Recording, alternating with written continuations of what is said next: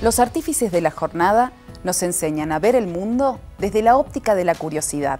Una forma de concebir la vida y encontrar respuestas en nuestros caminos.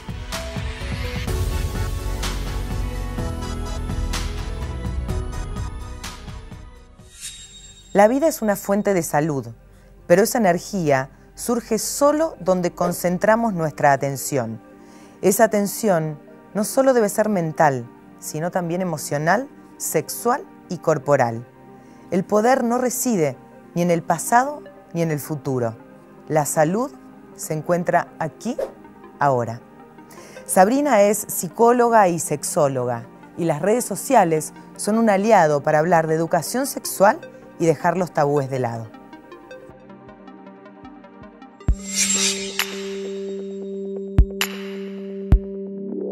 Bueno, Sabrina, gracias por venir, gracias por estar acá.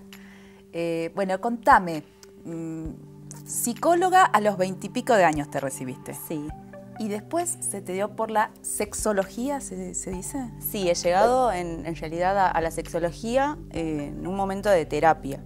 Mi terapeuta en ese momento es psicóloga gestáltica y sexóloga, y a mí me encantaba toda su impronta, la forma de encarar que tenía. Y ha empezado ella a hacer la formación en Tucumán, porque no había para estos lados. Ajá. Estaba solamente en La Plata, creo, o en Rosario.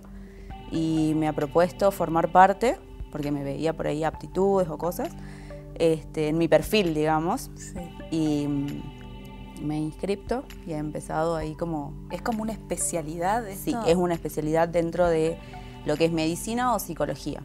Bien. O sea que solamente médicos o psicólogos podemos acceder a la formación de sexología. ¿A qué se dedica específicamente una especialidad? Sí, hay mucha confusión. Sí. Por ahí, sobre todo, el machismo creo que hace esto también, ¿no? Los hombres creen que soy como una especie de trabajadora sexual diplomada en prácticas sexuales. No sé, es como es más rebuscado pensar eso que creer que estoy hablando de educación sexual, pero bueno, sí tengo como consultas o directamente me mandan o consultas o fotos, que por suerte hay filtros en las redes para que no me lleguen, pero no terminan de entender a qué va. Y en realidad tiene que ver con esto, es educación, es volver a reconectar con lo natural que nos trae el sexo, pero desde el placer y desde lo más sano también. Porque a mí esta profesora, que fue mi terapeuta, me decía que siempre tengo que tener cuidado con cómo trato los temas, porque está separado siempre el sexo como por una delgada línea de lo vulgar. Claro. Entonces es bastante complicado. Yo tengo colegas algunas que no conozco, pero las sigo por redes, sí. Y a veces sí se prestan por ahí como a bromas, a chistes o a cuestiones que siguen como fomentando para mí la no educación dentro del sexo, ¿no? Por ejemplo, la forma de nombrar a los genitales o a las prácticas. Sí. Así que yo en lo que es mi práctica cotidiana trato siempre de educar y tratar de ser lo más inclusiva posible también y usar los términos adecuados.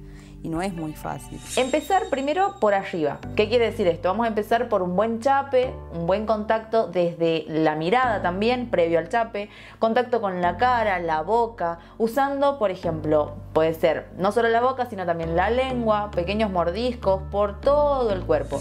Yo creo que hoy por hoy hay menos tabú que antes. Es como que se prestan un poco más a cuestionar y a cuestionarse, ¿no? Como a ver qué me gusta y por qué y cómo más puede ser y está bien esto que me pasa o me preguntan muchas cuestiones desde lo normal y lo anormal. Bien. A mí me vuelvo loca. O sea, nos han enseñado esto también, ¿no? Sí. ¿Qué es lo normal y qué es lo anormal? Claro, lo que sí está permitido, ¿no? Exacto, también eso. Y es muy perjudicial para la persona y para los vínculos sobre todo. A mí me llegan a consultorios sobre todo mujeres teniendo problemas con los novios o con los maridos porque creen que no pueden satisfacer al otro o que a la otra persona no le gusta como ellas, su desempeño sexual, por decirlo de alguna manera. Y es muy loco eso para mí y me choquea un montón porque en realidad es como volver a conectar a esa mujer con que el placer tiene que empezar por ella y que ella se tiene que volver a conocer y me doy con casos que no sé, por ejemplo, que nunca se han conocido su vulva o que jamás se han masturbado y a veces no me creen, no sé, colegas mías o amigas me dicen, colegas psicólogas me dicen, no, ¿en serio? No hay gente que todavía no se conoce o que no se ha tocado, y sí. ¿Y eso con qué No tiene es que ver, habitual. Sabrina, en eso? Bueno, sobre todo en las mujeres. Y es mucha represión, falta de educación, mucho machismo también. Hay algo en lo que yo hago mucho hincapié siempre, que es el rol de la mujer, ¿no? La mujer siempre ha estado como puesta, al menos en un nivel general, como en la posición de objeto. Entonces no estabas habilitada al placer, ni al disfrute, ni al goce. O sea, vos tenías que prácticamente que solamente reproducir al hombre. No había mucha más vuelta. Y yo creo que con eso también lo podemos relacionar a esto, ¿no? De llamarle vagina a la vulva. Y en realidad la vagina es una cavidad, una parte de todo lo que es la vulva, que en realidad es lo que a nosotras sí nos interesa, porque es donde están las terminaciones nerviosas, donde está el clítoris, y es lo que a nosotras nos va a dar placer. Pero como no les interesa demasiado nuestro placer, sino la penetración, esta cuestión del mete-saca, como le llamamos, ni siquiera nos nombran.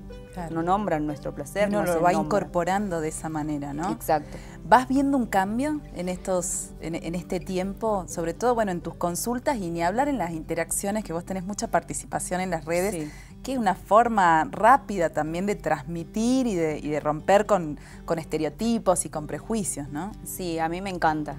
Abro siempre esa posibilidad. Lleva mucho tiempo, y como también tengo que trabajar en el consultorio, a veces no puedo responder a la demanda, pero trato siempre de estar ahí disponible, ¿no? Para que me hagan consultas y contestar, no desde esta cuestión como muy general, porque me parece que la sexualidad es algo muy personal, muy individual, y va a depender de cómo lo lleve cada persona. Bien. Entonces, por ahí si me preguntan, ¿qué es lo que más le gusta a las mujeres?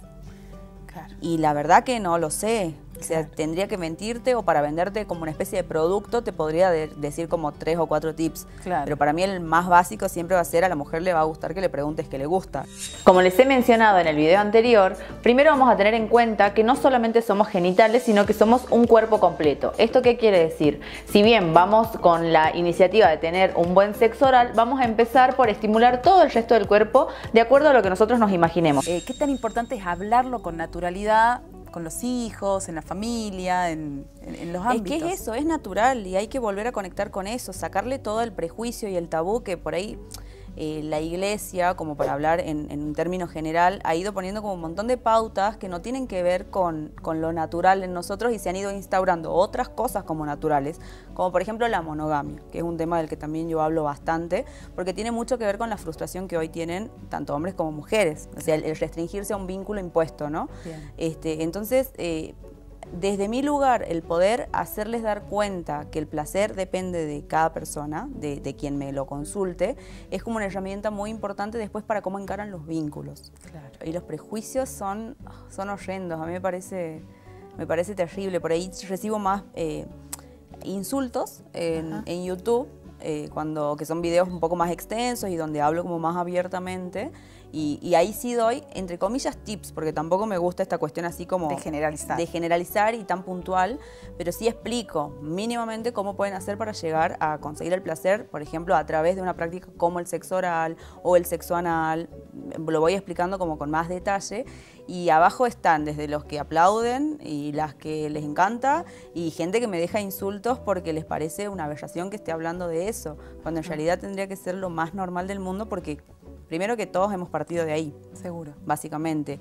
Y a todos nos gusta, ¿a quién no? Seguro. Entonces, si lo puedes hacer con placer y no con tanta represión, está buenísimo. Hablemos, y si puedo ayudar con eso, bienvenido sea. Y la palabra es lo principal. Este órgano es el único que tenemos en el cuerpo exclusivamente dedicado a darnos placer o a permitirnos acceder a él. Si tuvieses que decirle algo a esa madre que quizás, ¿no? También porque somos criadas en un tipo de cultura y no nos animamos a muchas cosas, pero porque es lo que recibimos, y seguramente nuestra madre también, sí, para con su hija, para poder cambiar la historia y el curso quizás de las cosas con respecto a la sexualidad. ¿Qué le podrías decir? Sí, que se anime, que sepa que hay lugares a donde puede recurrir para tener información.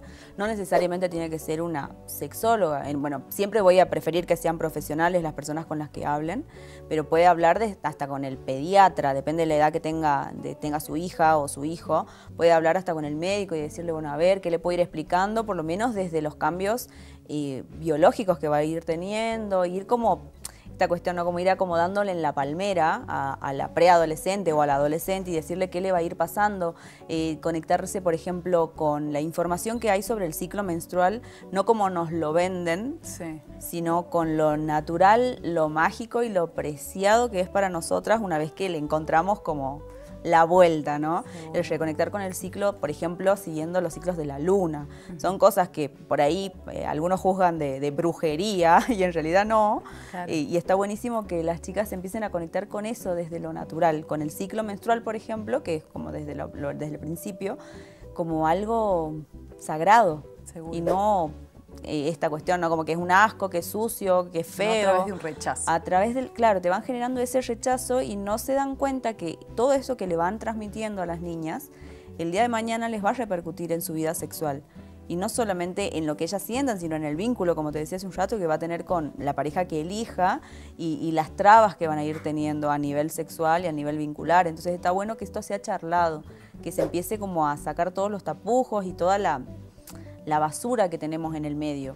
Y por ahí uso mucho esta palabra con los padres, que es la empatía, ¿no? Poder ponerte en el lugar de tu hija o de tu hijo en ese momento, no Sí. hoy como papá o como mamá, sino vos a los 12, 13 años o a los 8, o depende de la edad que tenga, y decir cómo me sentía yo, qué estaba necesitando en ese momento, que me escuchen, que me abracen, que me hablen, que me miren. Sí, sí, no hacerme sentir culpable o con o que vergüenza. salgan un poco de encima, porque hay de todo, ¿no? Sí. Que no me ahoguen, que me den mi espacio, ¿qué necesitaba?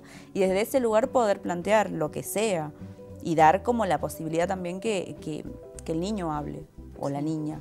Que Escuchar. hable y escucharlos y ver qué necesitan. No suponer nosotros que sabemos qué es lo que está necesitando. Porque información hay un montón y de hecho los adolescentes saben mucho más que nosotros cómo llegar a esa información por los medios, ¿no? Por los medios que tenemos hoy en día, como por ejemplo las redes sociales. Pero no hay educación y no hay quien encuadre de alguna forma esa información. Entonces yo, por ejemplo, a través de Instagram puedo dar mucha información, pero si no hay un papá o una mamá al lado que les esté diciendo qué es lo adecuado para su edad o... De hecho, me llegan mensajes, por ejemplo, el otro día de un nene de 8 años en Instagram y no está bueno. No me puedo restringir yo en la información que estoy dando. En realidad, ese papá o esa mamá tiene que estar atento con la información que le está llegando a ese hijo. Hay algo de hecho, ahí. hay filtros, por ejemplo, que se pueden poner. Entonces, es como que estar más pendientes y más atentos y no Presencia, dejarlos. ¿no? Y atención. Sí, totalmente. Bien. Por más- Sabrina, podríamos estar hablando horas, es Sí. muy interesante. Pero seguramente lo vamos a hacer a través de las redes que tenemos Bueno. ese acceso. Gracias por este diálogo. Bueno, muchísimas Muy gracias.